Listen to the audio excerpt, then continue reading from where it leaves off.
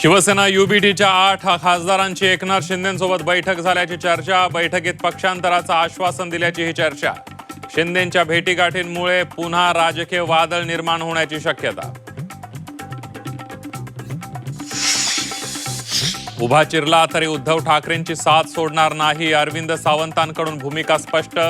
एकनाथ शिंदेंसोबतच्या गुप्त बैठकीच्या चर्चाही फेटाळल्या। पत्रकार परिषदेत पक्षाशी प्रतारणा करणार नसल्याचं दिलं लिहून।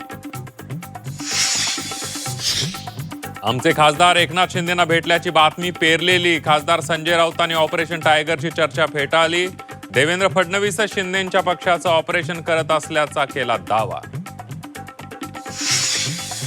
भोंदू खरात विरोधात 160 जीबीचे डिजिटल पुरावे, लॅपटॉप, पेनड्राईव्ह आणि इतर डिव्हाइस जप्त। डिजिटल पुराव्यांमध्ये खरातचे काळ्या कारनाम्यांचा तपास सुरू।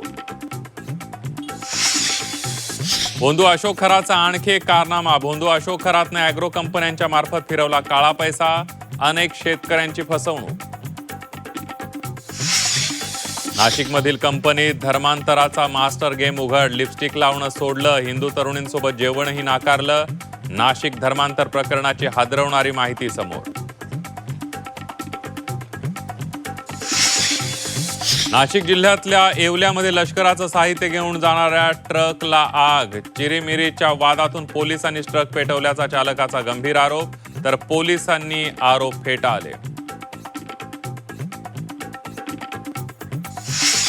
जळगावात अवकाळी पावसामुळे शेती पिकांचं नुकसान। 430 गावांमधील 13,466 शेतकऱ्यांना फटका, भरपाई देण्याची मागणी।